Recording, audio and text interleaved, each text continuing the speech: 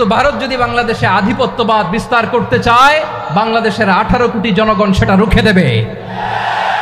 ভারত যদি গৌর গোবিন্দের ভূমিকায় নামতে চায়, দেশের 18 কোটি মুসলমান শাহজালালের ভূমিকায় নামবে।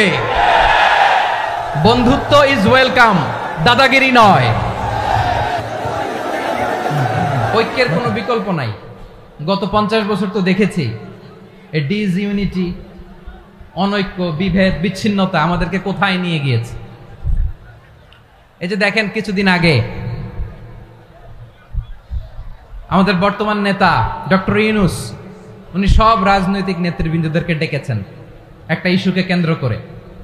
তার মানে গোটা বাংলাদেশ এক হয়ে গিয়েছে।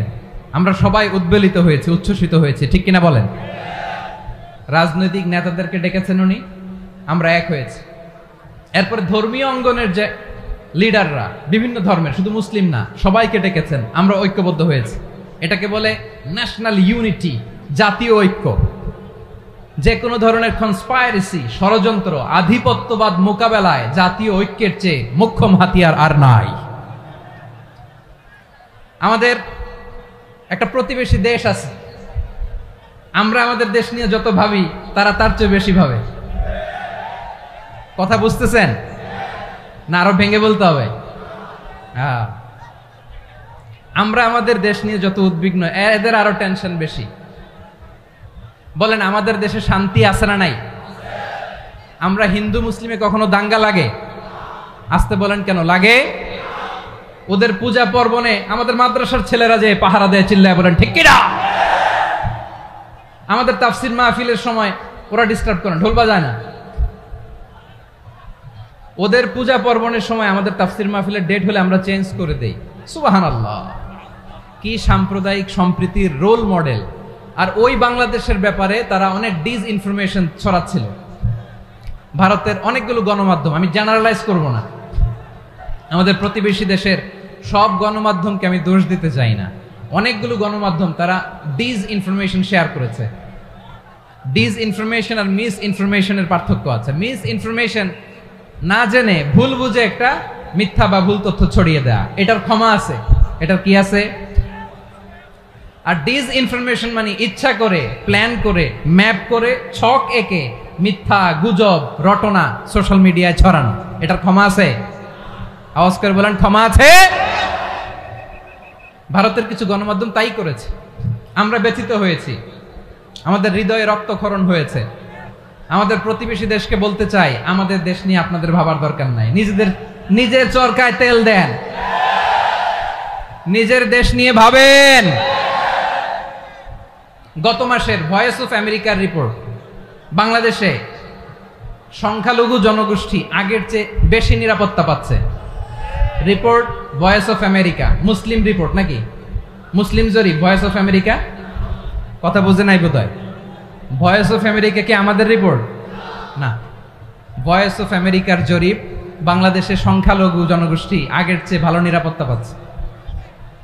শুধু এখানেই শেষ না, মাইক্রোসফটের একটা জরিপ শোনায় আপনাদেরকে। তারা সারা পৃথিবীতে গুজব, ভুয়া আর মিথ্যা নিউজ ছড়ানোতে কোন দেশ সেরা একটা রিপোর্ট করেছে। এর মধ্যে 1 নম্বরে এসেছে ভারতের নাম। মাইক্রোসফট তো মুসলমানরা চালায় না? কথা বোঝে নাই বোধহয়। প্রতিবেশী দেশকে বলবো, আপনারা নিজের চরকায় তেল দেন, আপনারাও শান্তিতে থাকেন, আমাদেরকেও শান্তিতে থাকতে দেন। সব চেঞ্জ করা যায়, প্রতিবেশী চেঞ্জ করা যায় না।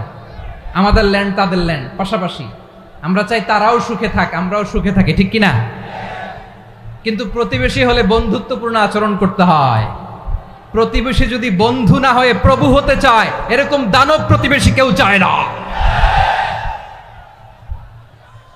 ভারত যদি বন্ধুত্ব উপহার দেয়, আমরাও বন্ধুত্ব দিব। কি বলেন? তারা যদি বন্ধু সুলভ আচরণ করে, আমরাও বন্ধুত্ব উপহার দেব। কারণ আমাদের পররাষ্ট্র নীতি হচ্ছে সবার সাথে বন্ধুত্ব, কারোর সাথে বৈরিতা নয়। আলহামদুলিল্লাহ বলেন, কত চমৎকার পলিসি আমাদের। আমরা নির্বিবাদী, আমরা বাংলাদেশিরা শান্তিকামী। We are proud of that. এজন্য আমরা গর্ববোধ করি। আমাদের পররাষ্ট্র নীতি সবার সাথে বন্ধুত্ব, কারোর সাথে শত্রুতা নয়। তাই প্রতিবেশী দেশকে বলবো, আমার ভাইয়েরা, আপনারাও আমাদের ভাই, বন্ধুত্ব দিলে বন্ধুত্ব পাবেন। বন্ধুত্ব ইজ ওয়েলকাম, দাদাগিরি নয়। বন্ধুত্ব ওয়েলকাম, দাদাগিরি নয়, লাউড এন্ড ক্লিয়ার। ভারত যদি বন্ধুত্ব দেখায় বন্ধুত্ব পাবে, কিন্তু ভারত যদি বাংলাদেশে আধিপত্যবাদ বিস্তার করতে চায়, বাংলাদেশের 18 কোটি জনগণ সেটা রুখে দেবে। ভারত যদি গৌর গোবিন্দের ভূমিকায় নামতে চায়, দেশের 18 কোটি মুসলমান শাহজালালের ভূমিকায় নামবে। প্রিয় ভাইয়েরা, আমরা বন্ধুত্বে বিশ্বাসী, শত্রুতায় নই, ঠিক কিনা বলেন? আল্লাহ আমাদেরকে বোঝার তৌফিক দান করুন। তাহলে এই যে তারা বলেছে এদেশে সংখ্যালঘুরা কষ্টে আছে, দুঃখে আছে, এটা কি ঠিক? বলেন, এটা কি ঠিক?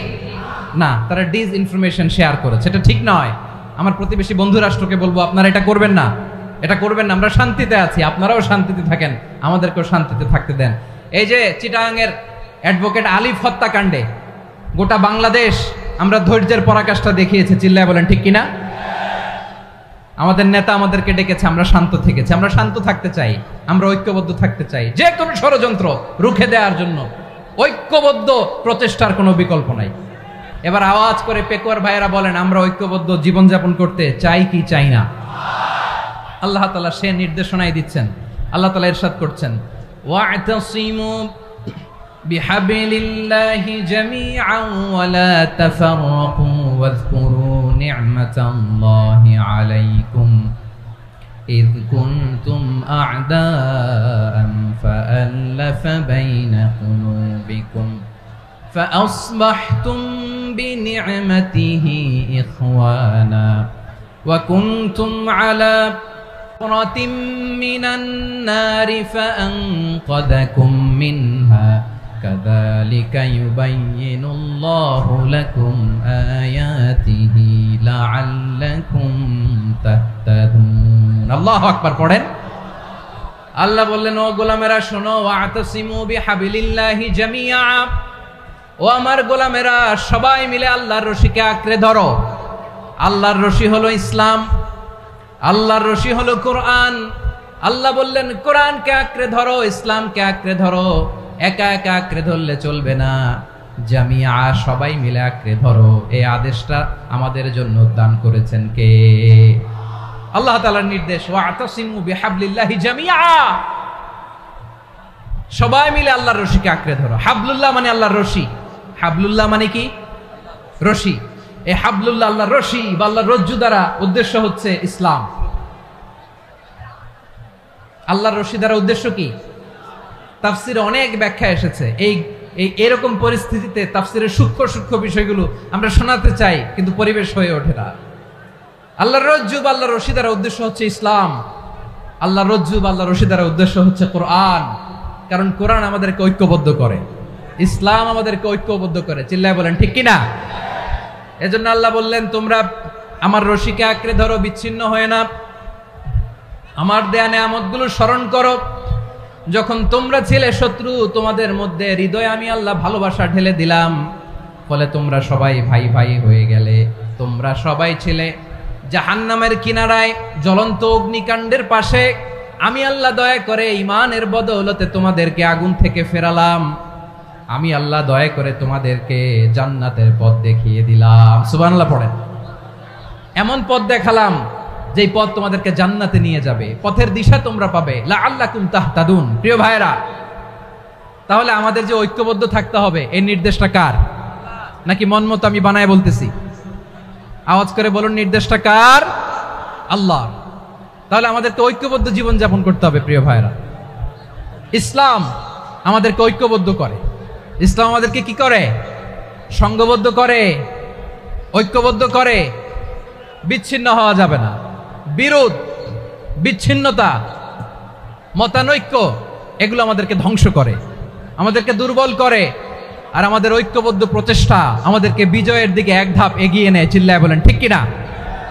এজন্য আল্লাহ বললেন, ওয়া'তাসিমু বিহাবলিল্লাহি জামিআ, তোমরা আল্লাহর রশিকে আঁকড়ে ধরো, তোমরা ঐক্যবদ্ধ জীবন যাপন করো, তোমরা বিচ্ছিন্ন হইও না। বিচ্ছিন্ন হইলে লস, ঐক্যবদ্ধ হলে সেখানে কল্যাণ আছে না নাই?